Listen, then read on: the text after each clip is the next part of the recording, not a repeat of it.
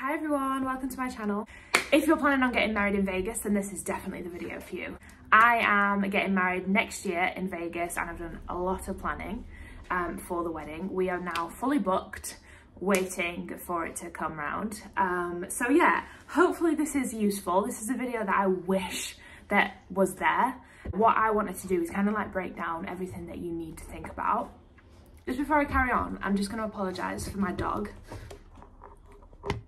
He is crazily playing in the background. This is his favourite toy, Pandy. If you can see him playing or hear him, I'm really sorry, but I'm not about to ruin his playtime. So first off, venues. What I did was look at loads of different venues. The main venue that I wanted to use, and the main venue that I think a lot of people will want to use if they are getting married in Vegas, is the very classic Little White Wedding Chapel. So that was the first venue that I looked at, but I didn't want to just settle for the first venue that I thought of, the first venue that I looked at. So I did look at a lot of other venues too. There's some really beautiful venues. There's a Chapel of Flowers, which is beautiful, but it wasn't really the vibe that I wanted. So there's the Sure Thing Chapel, which is one that I actually did look at. And then there is also Graceland Chapel, again, one that I looked at. There's loads of chapels, by the way. They're not all the chapels that there are. There are loads and loads of chapels. But what I mean is, have a look through them all. Obviously, you don't have to look through every single one, but have a look through, see which ones that you're wanting. I think what I originally did was actually just searched best wedding chapels in Vegas, and then I went down that list rather than just looking at every chapel that they have. So yeah, I went down that list, and then I just went back to the start, and I fell in love with the Little White Wedding Chapel, and that's ended up being the one that we've booked. So I'm super happy. But yeah, so what I would always say is make sure that you've looked through loads of different ones, consider all the options, don't just settle for the first one. The thing is, for me, it wasn't just the fact that that was the one that I really wanted to go to. It was just the fact that that was the one that I got drawn to. I got drawn to that one, and then I was looking at the other chapels. I loved them.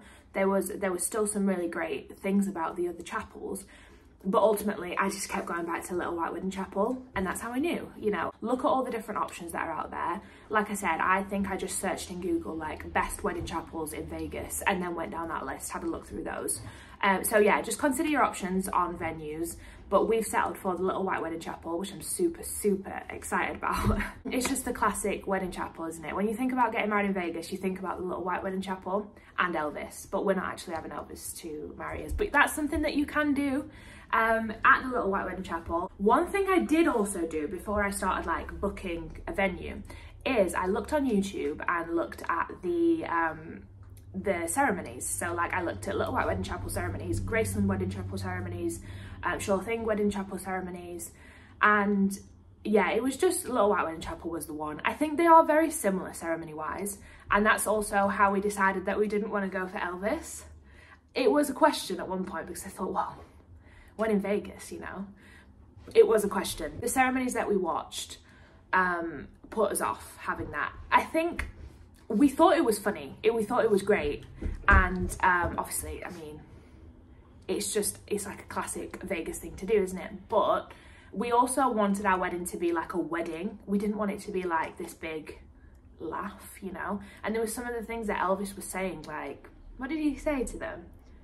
He made them repeat, oh my God, what did he make them repeat? I think he said something like, I take you to be my hunka burning love.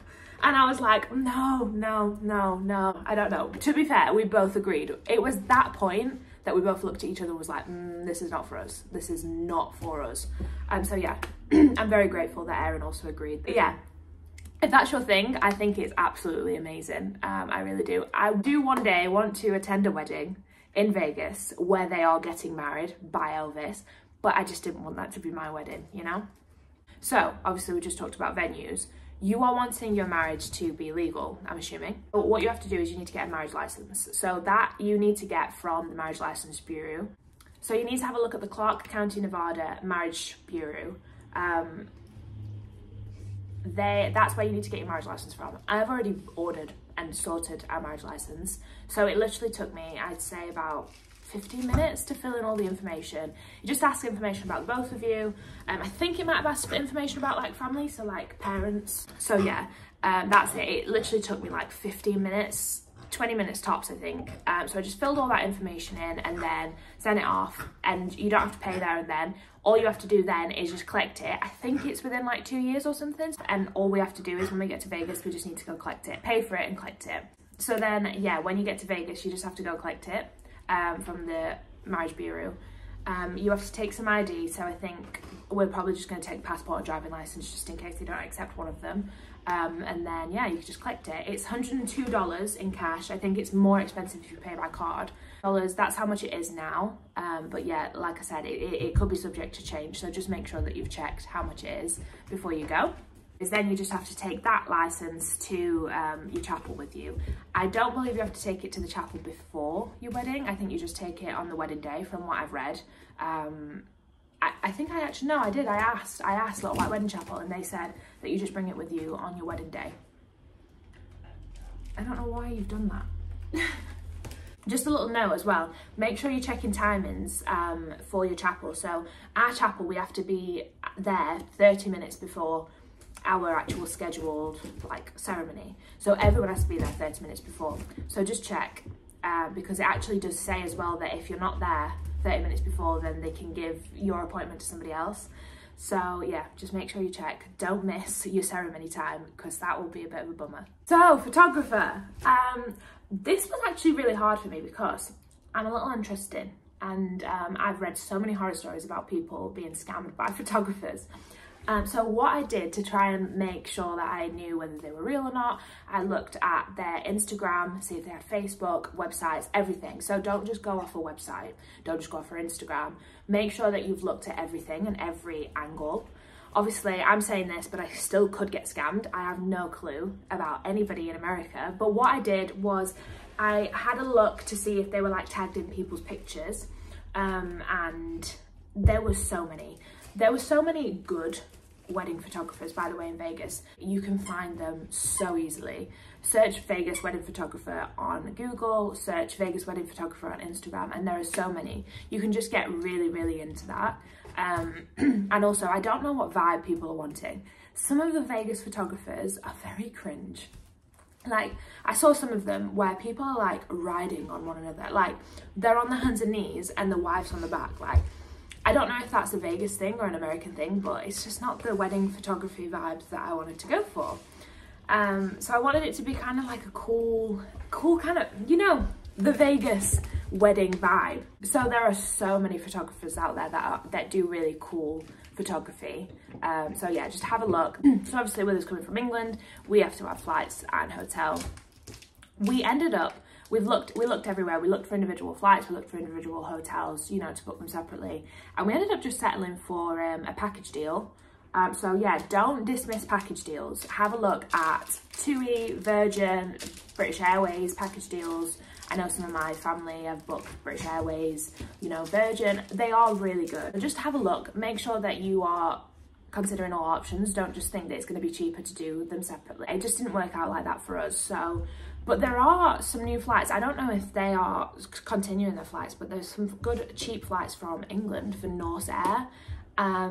I don't know whether they are continuing their flights because it looks like they've only got flights up to March, but they keep saying that they're going to release them and then they've said to other people that they're not. So I don't know, but if you're getting married between now and March, they might be a good option. Hotels, I feel like you just can't really go wrong with a Vegas hotel. There's so many great hotels. There has been a thing recently about bed bugs, so just make sure that you're researching the hotel. We looked at loads of different hotels. We looked at Bellagio, Venetian, we looked at Caesar's Palace. We looked all sorts of places. We ended up wanting one that's on the Strip. So that was one thing that we were told. Don't get one that's too far from the Strip because everything is on the Strip. You know, you're going to be meeting people for lunch, for dinner. You're going to be meeting people just for wander.